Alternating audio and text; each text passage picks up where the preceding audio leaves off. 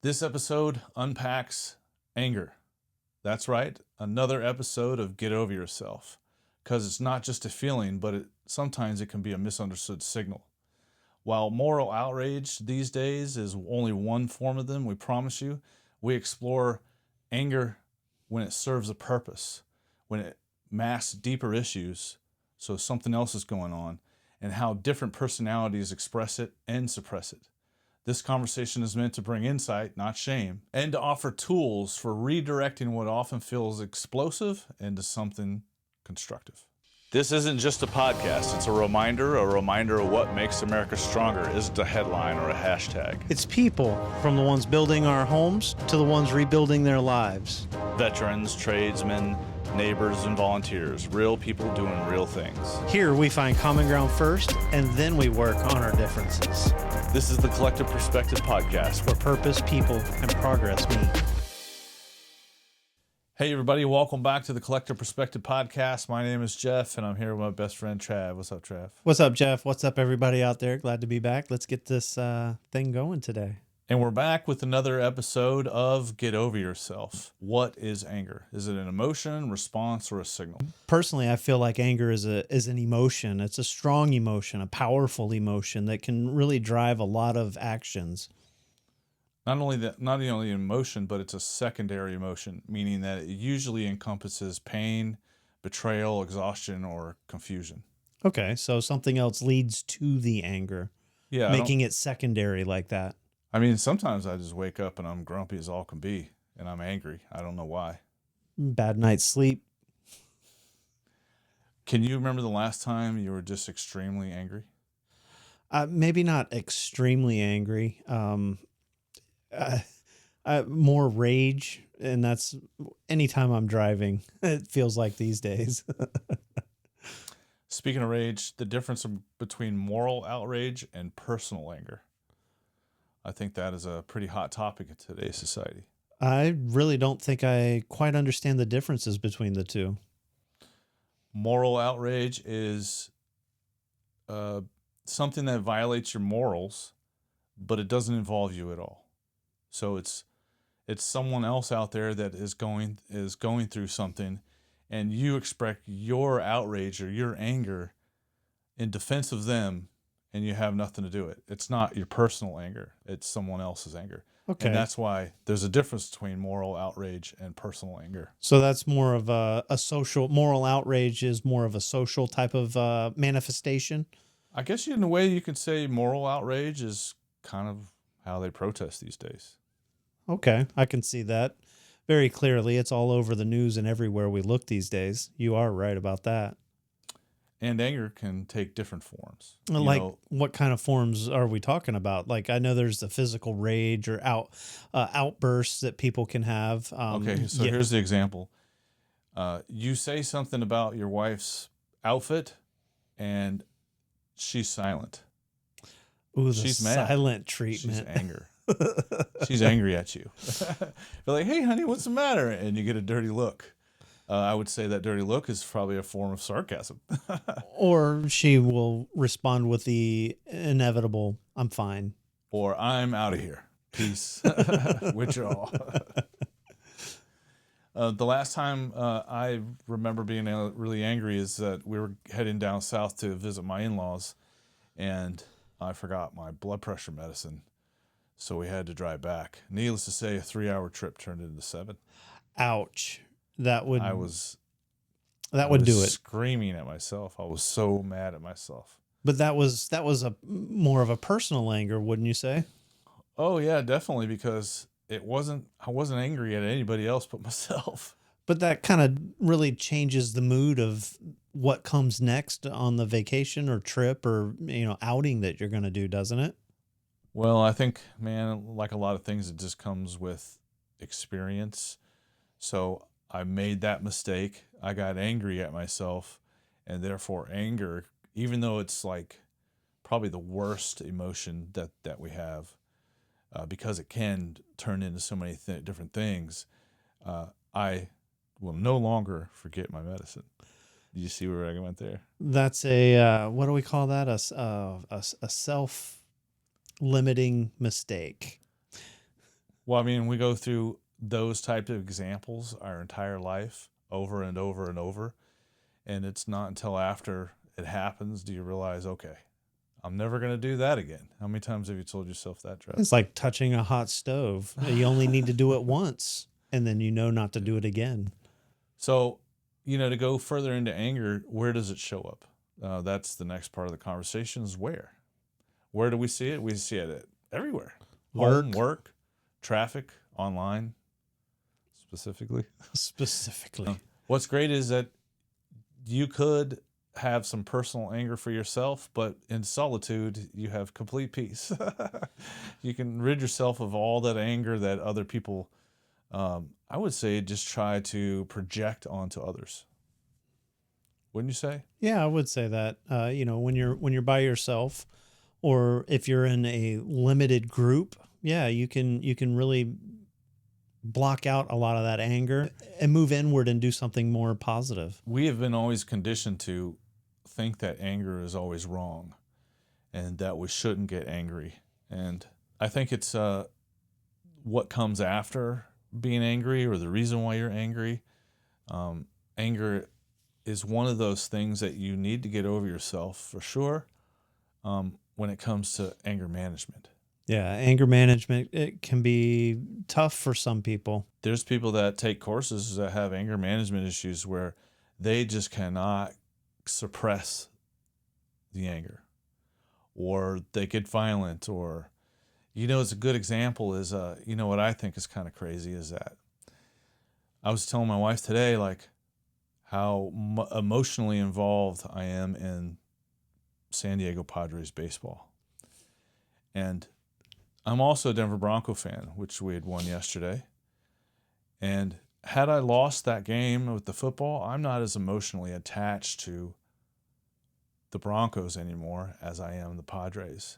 I told my wife I watched them almost every day for 6 months, and I'm emotionally invested in this. And so the thing is that, and what's crazy about what's going on in today's political climate is I'm not angry at the Padres. I'm still going to be their fan.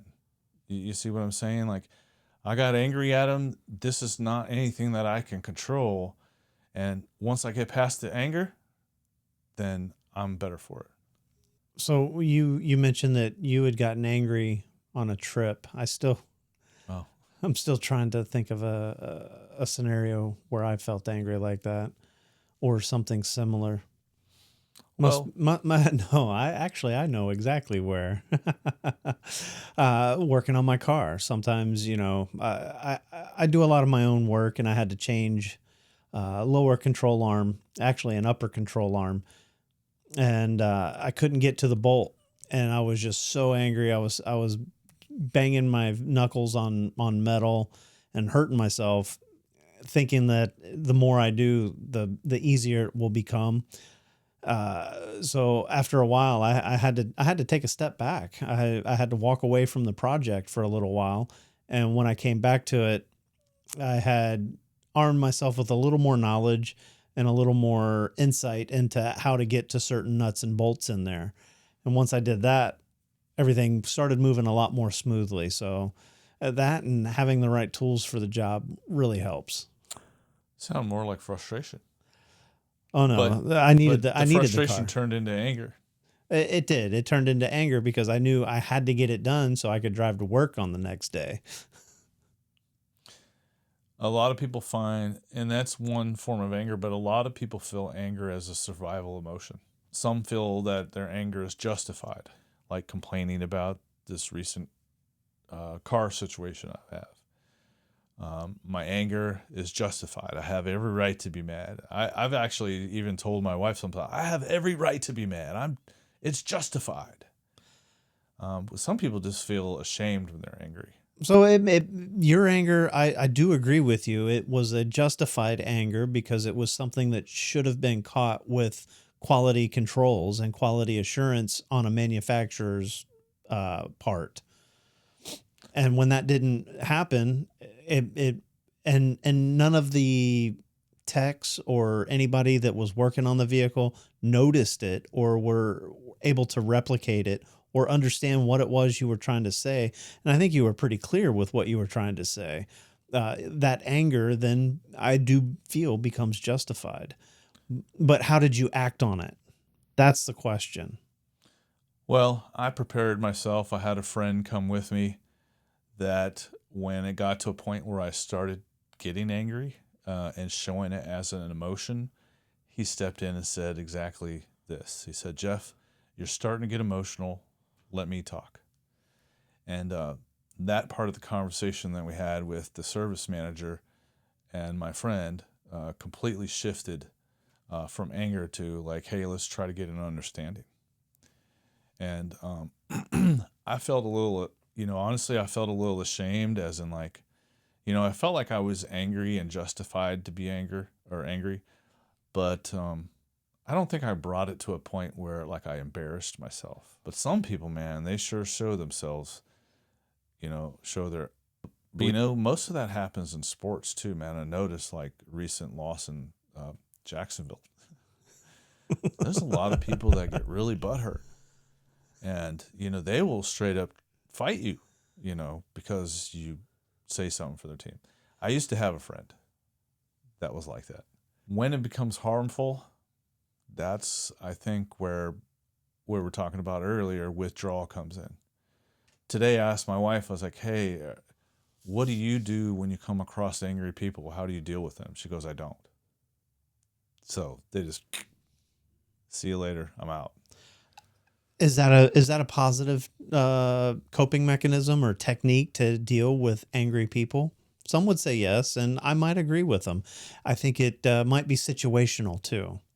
If the anger is directed at you and you don't want any part of it, that's one thing. But why are they angry at you? What caused them to be angry at you? Let's start with that question. Well, I probably did something to piss my wife off. That's probably why they're mad at me. So she's justified to be angry. Tell me I'm not wrong. No, we all go through those moments. Anger becomes harmful when it turns into blame, verbal violence, or silence intent to punish. Silent intent to punish. Wow. That's when silence speaks volumes. Silence with intent to punish. What is that? Like, you know what? I'm going to be quiet right now, but when you're not looking, I'm going to sucker punch you. No, it's that built up anger, that rage, I think. Make a mountain out of a molehill. And then when something small happens and it's just irritating, that anger will erupt into something bigger. And it's like, whoa, all I did was spill a little bit of milk on the counter. Why is this, this response is totally not relevant to the size of the situation. So now we're part of the conversation of where we get to feel emotional and all that, where all the emotions come in. So I guess one of the questions is like, who modeled anger when you were growing up, and where did you learn it? Where did you learn what anger was, Travis? I think anger is initially learned in the house, depending on the upbringing. There can be a figurehead in the family that responds very aggressively, loud, sometimes even physical, that shows what anger can come to if it's not talked about, or if you don't sit down and have that honest conversation with each other. I would say my wife is one of those people that helps me process my anger productively. That's very fortunate in your case, and even in your kids' cases, they get to see how to work through things the proper way without resorting to verbal or physical or emotional violence. Like I said, anger is like one of those emotions that it's probably the strongest and the hardest to get rid of.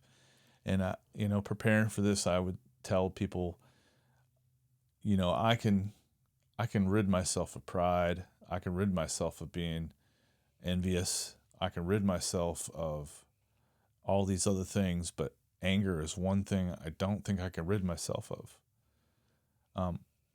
One of the things that makes me the angriest is when I'm hangry. Yeah. Lack of food, man. Lack of Oh my food God. gets a lot of people. So that's when my body's like, I don't care which, my mind is not, I don't know, man. Sometimes when I haven't eaten, my mind doesn't even work. I have trouble, coming up with any type of solution or, expressing some type of thought or, especially something technical or like, man, I just got to eat something, and that anger goes away. So that would be the root or the start of some anger is hunger, feeling hungry. Yeah, that's when the body signals to my mind, and my jaw clenches up, and I get all hot and sweaty. And anything that's said after that is fuel to the fire, if you will. it's kind of stupid, man, as I eat, and then I'm like, well, why? Then I become ashamed that I was angry. Like, dang it. Dude, we should know when we're hangry and go, okay. I don't know. Sometimes my wife would be like, why you seem so upset? I'm like, I'm hangry. And that is a signal like, okay, don't take any offense to what this dude's saying. Like, let's hurry 911. Let's get some food.